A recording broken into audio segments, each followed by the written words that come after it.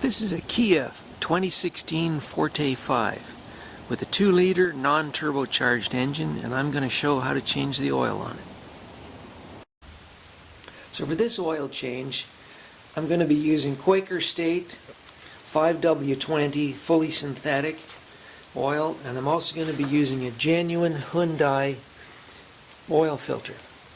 Now you want to stick to with what Hyundai and Kia recommend. Now Kia is actually owned by Hyundai, so that's why you're going to hear the name Hyundai. You must use good quality products, because the engine on this car has a serious problem where shavings will break loose from the manufacturing process and destroy the engine. And Hyundai will most likely try to blame you for not changing the oil properly. So make sure you do this, because when the engine fails, you can try and get Hyundai or Kia to replace the engine for you. And the symptom is the engine will tick very loudly, and the ticking gets louder and louder until the engine seizes. For special tools, you're going to need something to remove the oil filter. I recommend one of these devices that will grip the top of the oil filter and help you get it off. Or you can use one of these band things, or a rubber strap, bottle opener type thing. And you'll also need a torque wrench set to 30 foot-pounds. That's for torquing on the drain plug when you're finished. The first thing to do is get the car up on ramps like this, so you have access to underneath. And also be sure to set the parking brake so the car doesn't roll away while you're under it. So there is one of these aerodynamic covers on this thing, and it can be removed, or it has to be removed, in order to get access. Now this is a second-hand car, and the previous owner didn't want to do that, so we chopped the hole right here to access the drain plug, and chopped the hole right here to access the oil filter. So that's a step I'm not going to have to do, so I'm just going to work through the holes. Be sure and wear rubber gloves when you're doing this kind of thing. So these are just disposable gloves. It'll keep your hands clean, make the job a lot easier. Get this on the drain plug nut.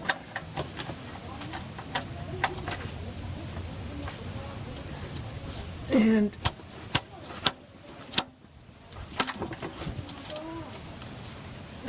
there, I've got the nut loose. And I'll take it off, and the oil will start to flow shortly.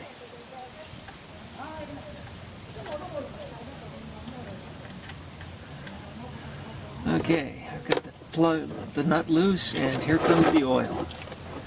And I only dribbled a little bit on the ground. Always be sure and have a paper towel with you, so you can sop up whatever it is you miss.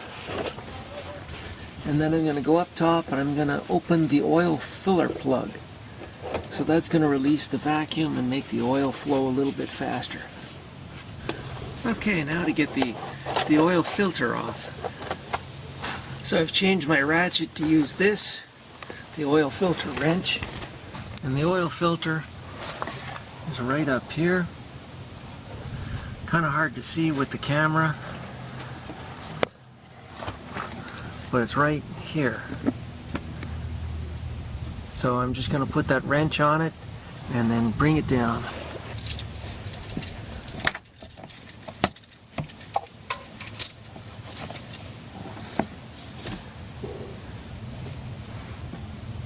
And it's just starting to budge.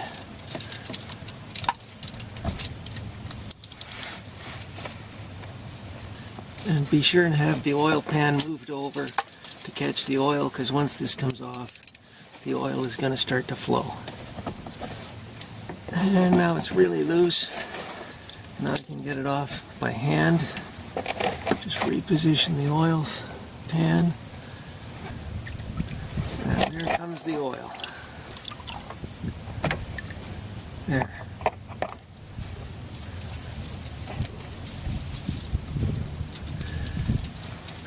Next up is to put in the new oil filter. First thing you do is pour a little bit of motor oil in, and then rub the oil around on the oil seal here. Don't use used motor oil for this, because it may cause the seal to deteriorate. Now I'm going to put the oil filter back on. And it just goes straight up, and then I'm going to do it up finger tight or hand tight. There. There we go. That's nice and tight. Okay, now that the oil has stopped dripping, I'm going to put the drain plug back in. Now I did put a new crush washer on the drain plug. You should be changing the drain plug washer every time you change the oil. It'll get a better seal and prevent leaks. Now just reach in and screw that in.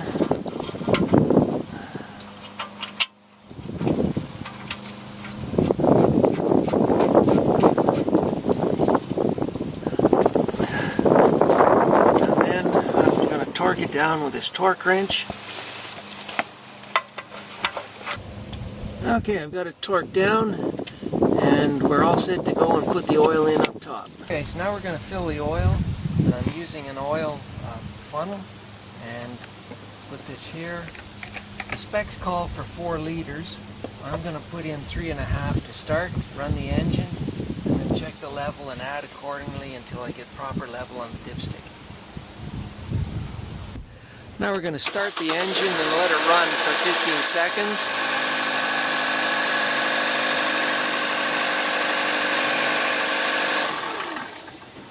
And now we're going to check the engine oil level. Now we'll check the engine oil level. It should be down a bit because we've only put 3.5 liters instead of 4.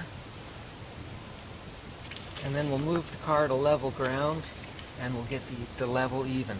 So it's just to the bottom of the dipstick. So we're going to get the car on the level ground and then top it up to the proper level. Now that the car is on flat ground, I'm just going to check the oil one more time, see how much I'm going to have to add to it. So it's right at the empty line on the dipstick. So I'm going to add about half a liter, and then we should be just right.